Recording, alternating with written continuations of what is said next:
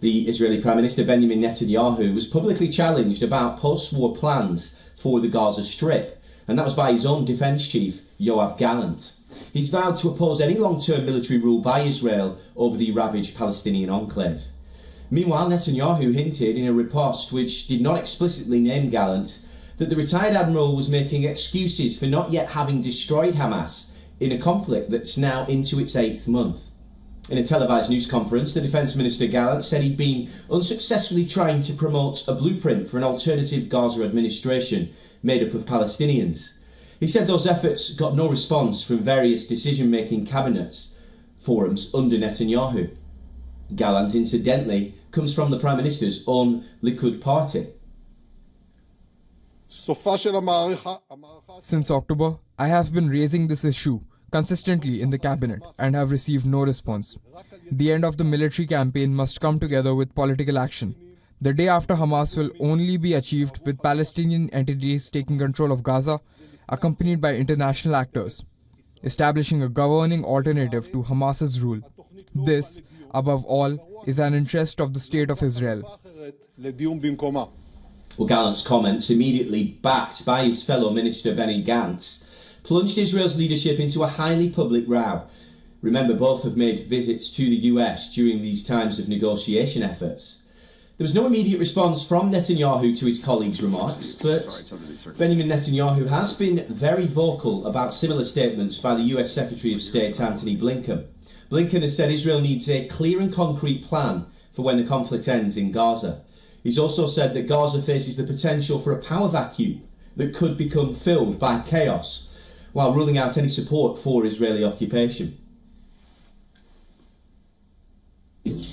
We've been very clear that when it comes to the future of Gaza, we do not support and will not support an Israeli reoccupation. We also, of course, do not support Hamas governance in Gaza. We know and have seen where that's led all too many times for the people of Gaza and for Israel. And we also can't have anarchy and a vacuum that's likely to be filled by chaos.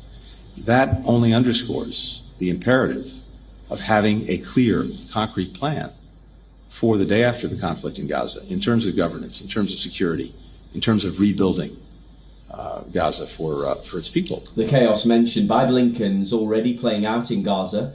Since the start of the war, Israel's blocked imports of cash into the region, resulting in a shortage of banknotes as thousands of desperate people are queuing up outside ATMs, often waiting days for access. Armed gangs are taking advantage of the situation. With no Palestinian police, they're demanding a fee to provide priority access. Netanyahu says that after achieving its war goal of dismantling the Hamas government, Israel will retain overall security control over the territory. He's also refused proposals for an internationally backed Palestinian Authority to move back into a post-war Gaza.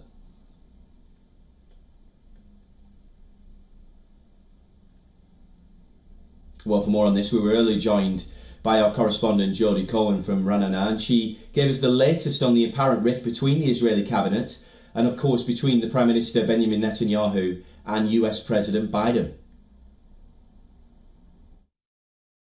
Defence Minister Gallant has called on Prime Minister Netanyahu to advance a plan for the post-war governance in Gaza and said that failing to find a replacement would enable Hamas to regroup. Now, War Cabinet Minister Benny Gantz has supported Gallant, while some others in the cabinet have called for Gallant to be fired for making his statement publicly.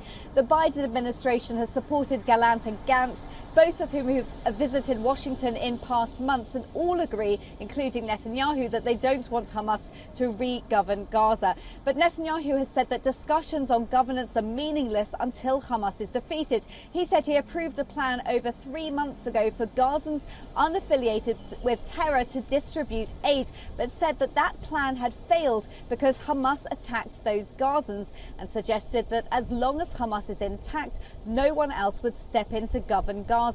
Now, Netanyahu has said that with 80% of Palestinians in Judea and Samaria, otherwise known as the West Bank, supporting Hamas's massacre on the 7th of October, he won't replace what he called Hamastan with Fatahstan, referring to the Palestinian Authority, which he said supports teaches and funds terror, for example by paying salaries to those who've murdered Israelis.